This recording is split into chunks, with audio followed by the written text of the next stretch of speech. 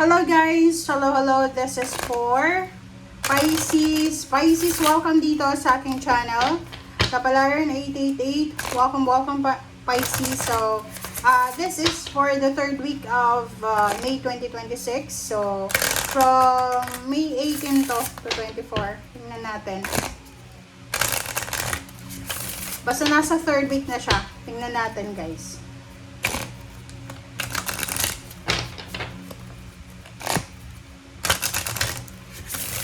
Okay, Pisces. Please comment down below if you resonated. Please like, share, and subscribe dun sa mga Pisces na bago. Pisces. Loneliness. 28, 32, flying, and buying. Wow. Okay, Pisces. Please comment down below if you resonated. Ang number na significant sa'yo sa linggong ito ay number 28, number 10, 32, 5, 24, 6. So, sinasabi ng 28, 10 na to na anuman ang rason kung bakit malungkot ka, sa linggong ito ay posibleng matapos na yung kalungkutan mo na yan. Especially doon sa mga Pisces na sa malamig na lugar. It's either nasa Europa ka or nasa international talaga, OFW ka man or kung ano pa man. Pwedeng malungkot ka, homesickness, parang gano'n. Naho-homesick ka. And dito sa barahang to, sa linggong ito ay, there's a completion.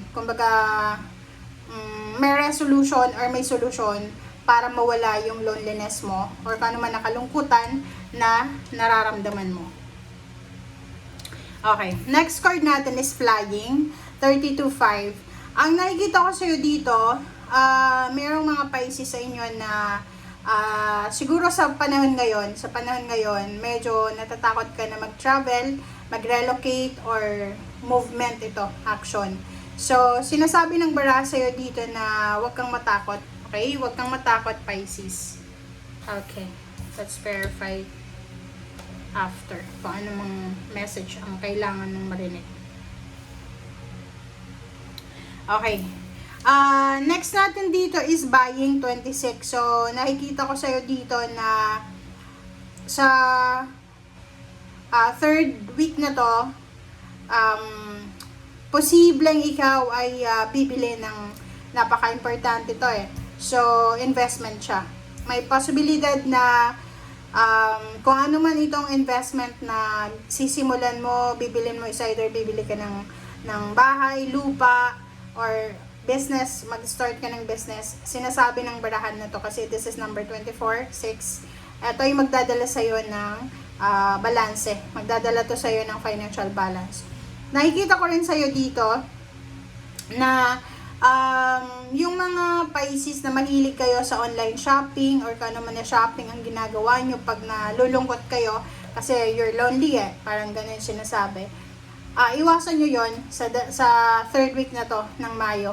Okay? Iwasan mo kasi parang sobra-sobra na parang nag-hoard ka na ba ng mga damit or sapatos or kung ano pa man mga gadgets na hindi mo naman kailangan tapos ginagawa mo yon is because nalulungkot ka. So, medyo bawasan natin. Okay?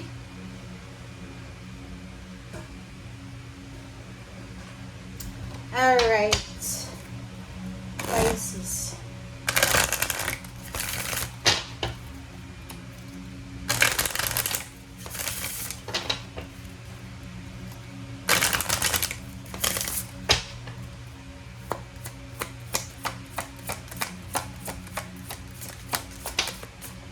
Okay, Sonia, I bring you a message from your deceased loved one. So Pisces, ang barahang ito ay nagsasabi sa'yo na itong message na to, si Sonia siya, okay? Angel din siya, ng pangalan niya ay Sonia. So, ang dala niyang mensahe sa'yo ay galing ito sa mga mahal mo sa buhay na sumakabilang buhay na din. Ang message nila sa'yo is, I am happy at peace and I love you very much.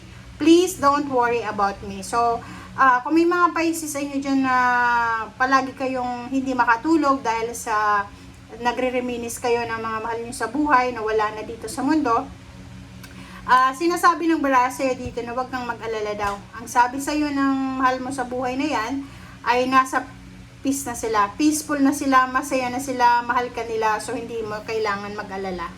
Okay? Yun. So, let's check. Ano pa ba? Ang daming messages.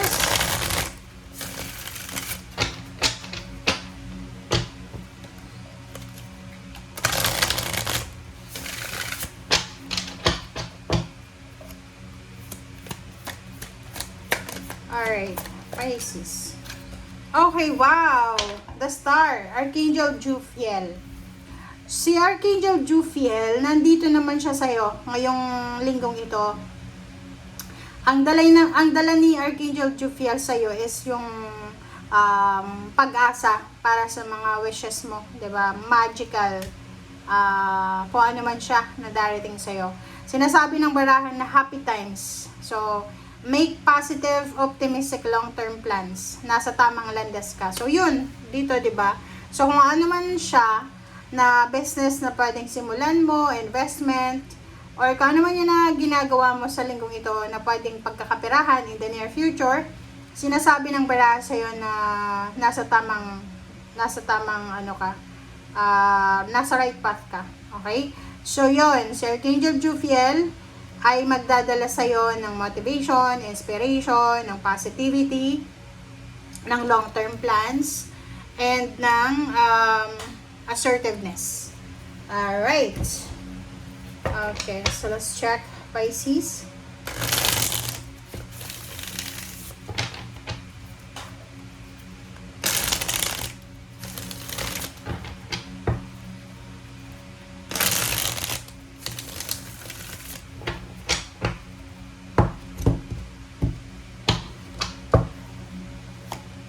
Okay. There's a 9 of Wands. Oh, wow. So, please comment down below. Kasi meron ditong mga Pisces na siguro physically, mentally, masyado kang pagod sa linggong ito. Pwedeng panay overtime mo. Or pwedeng nagtatrabaho ka ba sa gabi, nasa graveyard ka. Or pwedeng senior citizen ka na ba na nakikita ko sa'yo dito na napapagod ka sa mga everyday routine mo. Okay, 7 of Cups. Sinasabi ng baraha sa'yo dito na Pisces, may choice ka na magpahinga ha. Wala ka dito sa mundo para, kumbaga, abusuhin mo yung katawan mo, yung isip mo. Ang 7 of Cups na yan, sinasabi sa'yo na if you are tired, diba? Masama ang pakiramdam mo, may sakit ka, whatever man, magpahinga ka. May choice kang magpahinga ha. Yun. Okay. 8 of Pentacles and then the Hermit. Oh, 'di ba?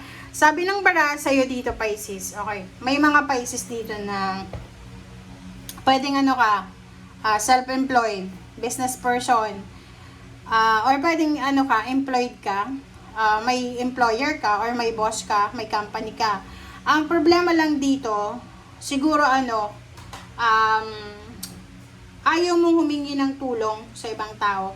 Like, halimbawa may sobra-sobra na yung trabaho mo, parang kinukuha mo pa rin yung trabaho ng ibang tao kasi because of people pleasing na naman. Sabi ng baraha sa'yo dito, kung medyo nahihirapan ka sa trabaho mo, humingi ka ng tulong, 'di ba?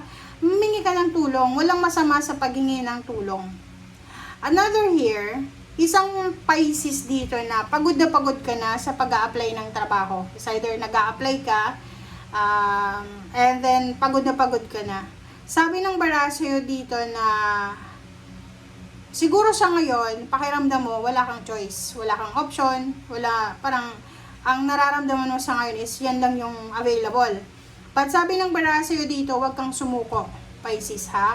Huwag kang sumuko kasi isang trabaho, isang company, or isang source of income, ang posibleng mahahanap mo. Okay? Maybe by the end of the week or pwedeng by the end of May. Okay. 9 of Pentacles Tower, and then Knight of Swords. Oh. You need to be careful ha. Maging careful ka, Pisces, sa mga, like for example, balita tungkol sa pera or pagkakaperahan. Huwag tayo maging excited.